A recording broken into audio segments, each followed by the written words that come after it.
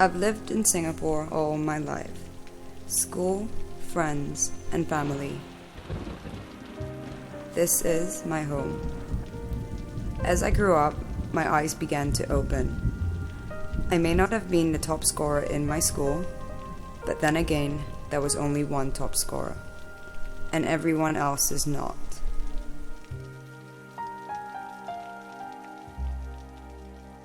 One day, my life dramatically changed.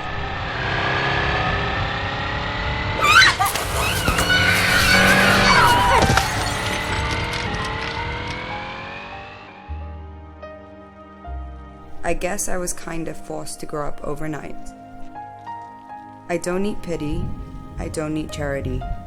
I have 2 hands and can stand on my own 2 feet. People die every day, and someday it will be my turn. That's all part of life. But why, or why some people must die in the hands of others, I can never comprehend. How can a fellow human being cause grievous hurt to another? Every day we watch the news and read on the internet about one person hurting another. Sometimes it's a bomb, a plane, or even a child cutting off an adult's head in front of cameras.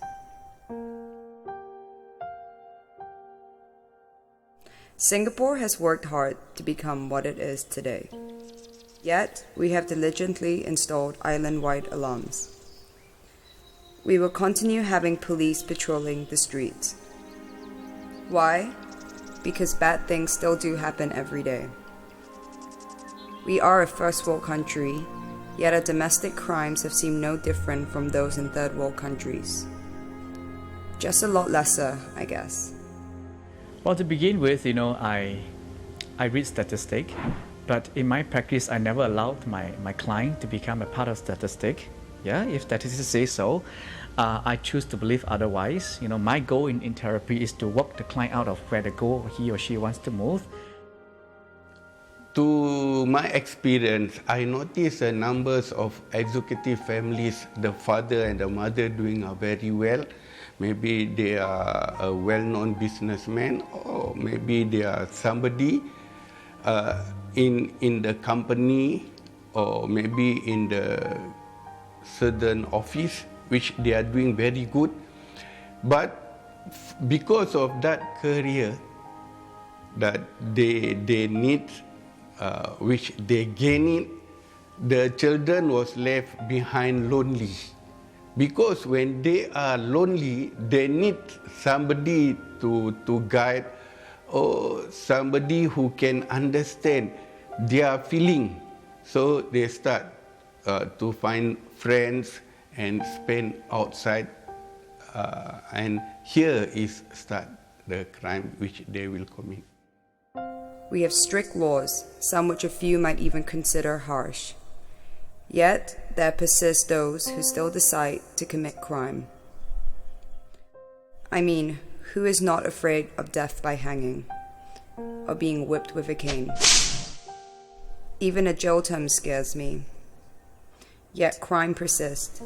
Whatever punishment you do, it won't threaten these people. During the time they want to commit crime, they cannot think already. They forget about whatever punishment for them, whatever punishment they have to go through. But what they think is the success of what they are doing. That's only what they think. Are criminals amoral? There are certainly plenty of temples, mosques, and churches for everyone in this country. Yet people of every faith are locked up in Changi for all the serious crimes which they committed. See, nobody gets away from crime. The hands of law is long enough to grab everybody. It doesn't factor whether you're a rich person or you're high society flyers. We have a number of fellows who have been removed, put into prison, and whatever other consequences they have to follow, they have been punished. So after they have gone through these rehabilitation programs, they have changed their lives already. So we have to give them the second chance for them, the second try for them to serve the public or to serve the nation. If we keep on block these people, there will be no change for these people.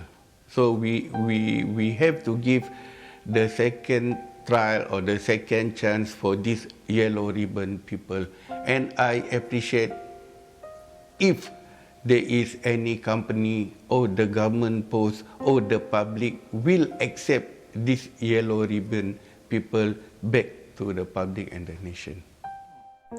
I was told to accept my mother's killers. They probably stole to feed their drug habit. If they are guilty, shouldn't the drug dealers be just as guilty too? Especially the drug trafficking. It only kicks a bad habit in an individual. But don't forget, the individual who has picked up the bad habit, to sustain his bad habit, he has to fall back to crimes. And the person who's feeding him is also looking forward to bringing the product illegally. After all, these same gangs are directly related to those who smuggle in prostitutes. Some say that these girls come from poor families. Others say their parents sold their sons and daughters into the sex trade. Are humans only useful for sexual gratification? At times, a parent or a father can turn around and have incest with the kids. And this is also not reported. We all know by now sex crimes. It's not so much about lust, it's about control and power. People who want a sense of control, they want power, and every time they get it, they feel a need to extend their boundaries, they feel a need to go on and prove to themselves. The issue of father and child, father and daughter, when she's forcefully been raped. Not one daughter, not two daughters, until 3 daughters, he raped the daughter. Because these sort of people, they are suffering one type of sickness. You see, a child that sleeps in a room, she has confidence that the father is supposed to be the protector. How can you say they're going to lock the room? It's like, you're staying in a prison already. That is not to say that, anything that moves, even a leaf that moves, I'm going to look around and say that, is this happening? Yeah, I think that should be the state of mind that we should be in. Not to be easily frightened of, not to be easily scared of, especially through statistic. There can be a day when nobody's around, and how would a child know that your father is waiting for you to be the victim? Nobody in the sense world will know this, no? Because there is a word, a proverb says that the person that you trust will hurt you. How are you going to move away from your father? When you trust a person, and the same person that will hurt you. And this thing, even though everybody know this statement, everybody understand the statement, everybody been educated with that statement, but unfortunately, not everybody can remember it forever. Why do men like young girls? Maybe this one, they want a very green, they want a virgin girls only. Maybe after women for 30 years, they feel cannot use already. So these people, which they are suffering some type of sickness. Are children to be used like toilet paper and then tossed away? I'm really glad that I was not kidnapped when I was a child. Otherwise, I might have ended up in a brothel in some third world country, servicing men all day. That would be painful. Or else, I might have been already dead from contracting HIV from these dirty men. Not every man goes to visit prostitutes. Only those who can afford it. I wish these men could be jailed. They are disloyal to their wives. Some already have 2 wives. I keep thinking of how poor men can afford to feed 2 families at the same time. I also wonder how a woman can share her husband. I've often wondered if I have a half-sister or brother. I never met my father. My parents separated before my mother died. I was too young to remember. 40% of all Singapore marriages end up in a divorce. So I guess I'm not so special after all. I wonder what my father is like. Is he handsome? Is he rich? Is money everything? People around me spend like there's no tomorrow. Some even take time off from work to rush to the early bird sales. Few realize that the new shoe, handbag, or dress which they just bought is enough to feed an entire family for a month in neighboring countries. Even kids nowadays change their cell phones faster than they change their underwear. The problem with the youth of today that they commit certain type of crimes. For instance, like they got a gang clash, they fight each other on the street, on the road. We have a lot of gangsters. They actually put a lot of weapons under the bushes. Then we actually get the town council help to get the cleaner to comb all the bushes to make sure all the weapons, the knife, the dagger is all removed, and even the iron rods. So although we try to do that, but it doesn't help because there's no element to discourage people from occupying our area. Or they do a robbery, break people's house and steal things, and they want to be independent. They try to run away from the parent, and they do all sorts of crime things. So they can come, they sit on the bench, they sit on the playground, because whichever place they occupy, the resident will not occupy. You can't really pretend to be alert if it's either you're alert or you're not. So it's really a state of mind. It's about awareness of your surroundings, awareness. That's what everybody talks about, being aware of your surroundings. The real issue here is that people talk about it, but how do we actually go about doing it? Then end up we have one stabbing case in West Mall, where one of the sports shops employee gets stabbed and got killed. Then there's have some fighting over there. So it's all happened in our area. If you consent to one, we don't know how many other victims could be in the line. The same ploy can be successful in another house. What I can say is about 80% of these children came from a broken home, from a broken family. I think first of all, we need to understand that statistically, it may seem that emotionally abandoned children tend to go that path, yeah, but not always true. Some, the father inside the prison, or the mother have a new boyfriend, and they are in the process of divorcing, and these children got nobody to take care. Not to be so stereotypical in their thinking and think that, well, because this comes from dysfunctional family, this comes from this, and therefore their path as such. It doesn't happen that way. It does not happen that way. And some cases, both parents having a good position, but they are working, so they have less time for the children. So these are the causes that the children will commit crime, because no parent observe them. It's a very young estate. It built only about 10 years, but it's a relatively cool estate. Okay, people don't come down to the playground. People don't come and talk to each other in the lift. Maybe look at the wall. You look at the wall. You just come in, probably say hi, and then you walk out. I guess we just don't care anymore. The crumpled $2 bill, which we put into the donation box, absolves us from our guilt for the rest of the year. And those who can afford to give more money usually just want to cut ribbons, make speeches, and appear on TV, and have everyone pat them on their backs and clap. And they are rich people, millionaire people, landlord. These people they still can commit. They can be the victim. They can commit. They can steal, even though they have a lot of money. But I've talked to people from rich family with all their needs. They've got everything they want and as well as they need, and yet they feel a need to want to attract attention outside.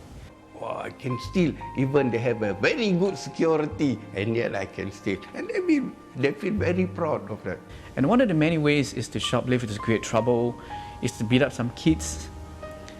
If I don't get good attention, I get bad attention, it's still attention. Yeah. Issues like this, parents, fathers, mothers, grandparents, the society itself keep quiet about it is because of the image which will be tarnished. Therefore, it is always left and washed down the carpet. There are many, many reasons.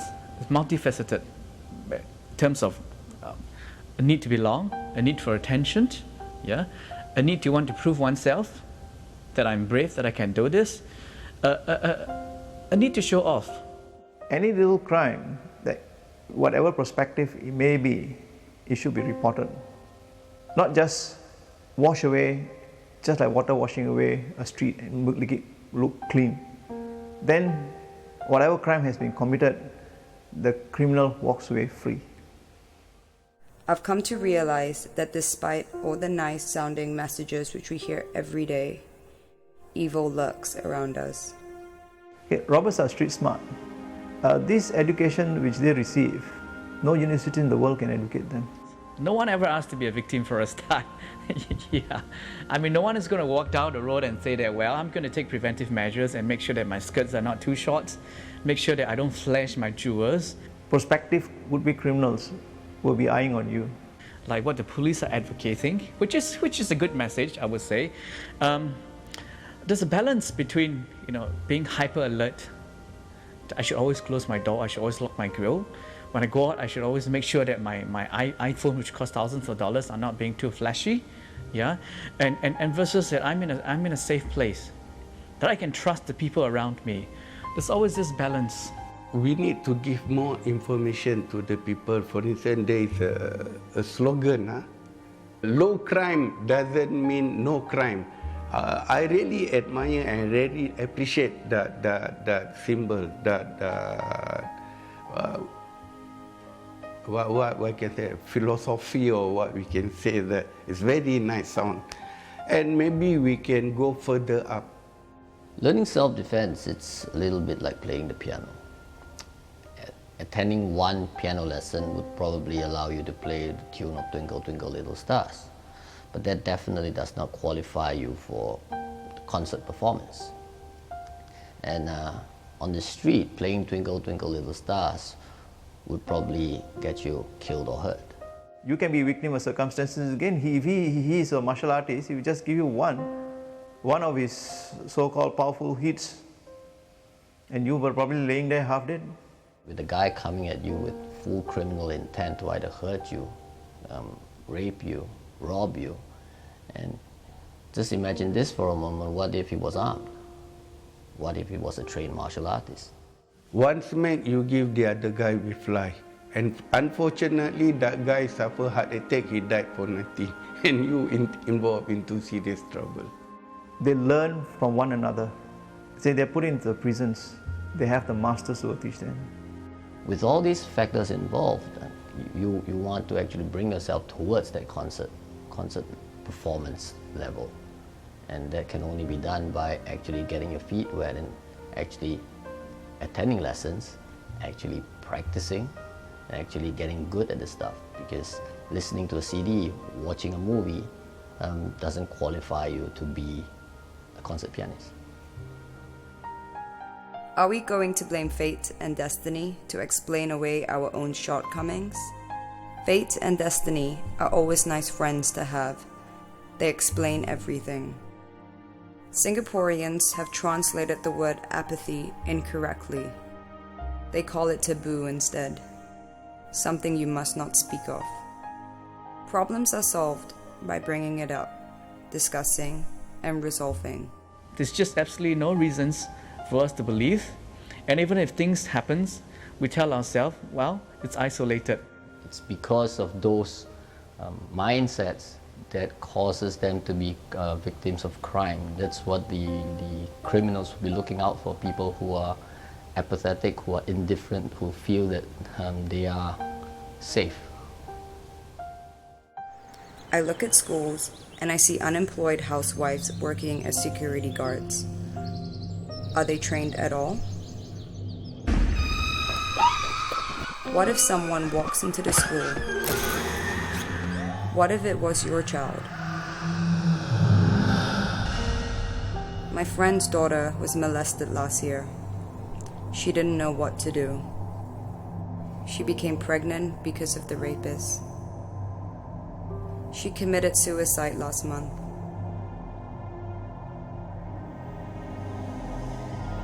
She should have been 16 next week. My friend lives in Woodbridge now. I visit her quite often.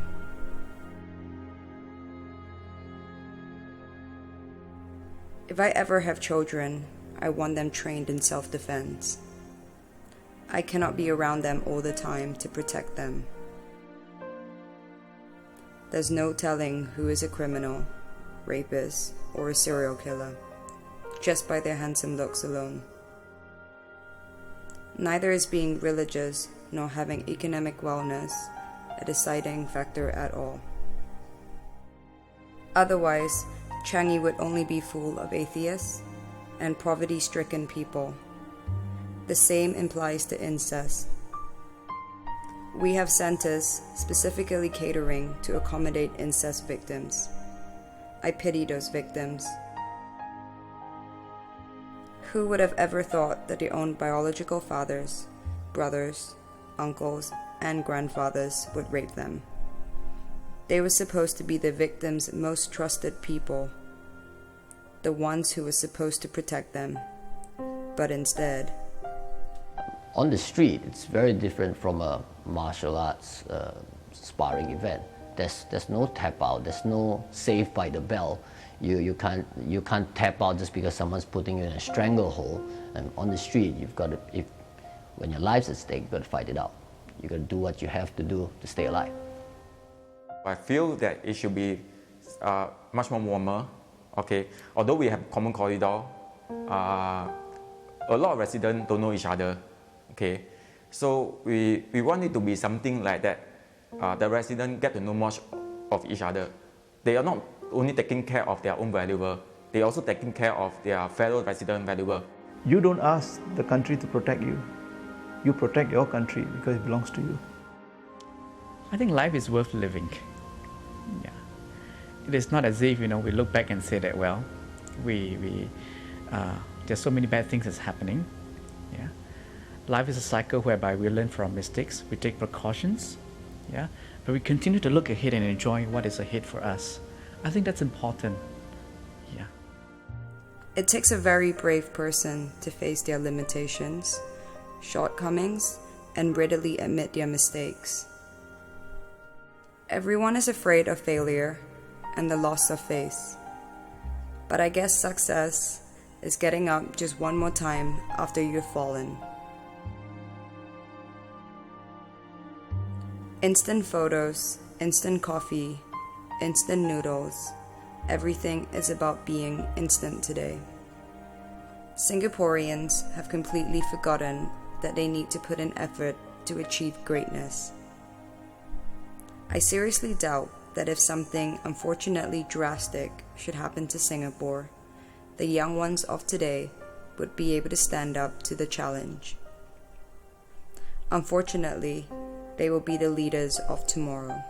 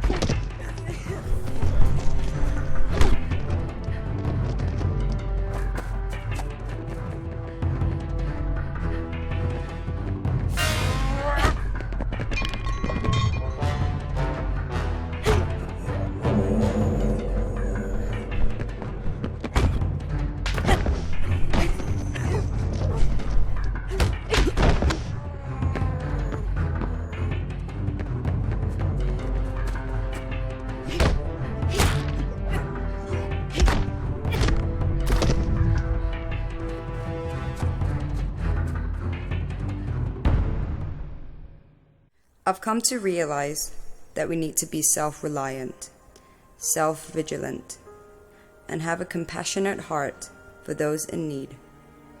The world can be so cold out there.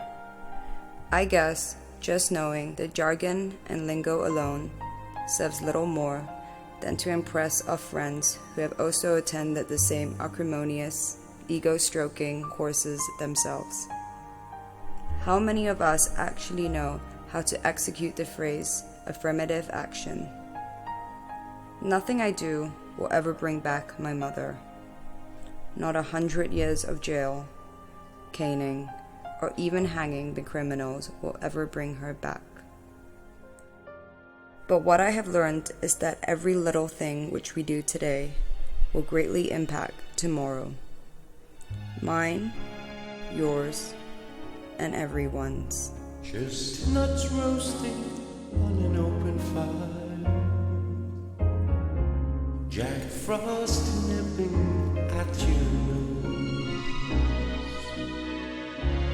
Yuletide carols being sung by a choir, and folks dressed up like Eskimos. Everybody knows a turkey and some mistletoe helps to make the season bright. Tiny tots with their eyes all aglow will find it hard to sleep tonight. They know that Santa's on his way. He's loaded lots of toys and goodies on his sleigh, and every mother's child is gonna spy to see if reindeer really know how to fly. And so I'm offering this simple phrase to kids from 1 to 92. Although it's been said many times, many ways,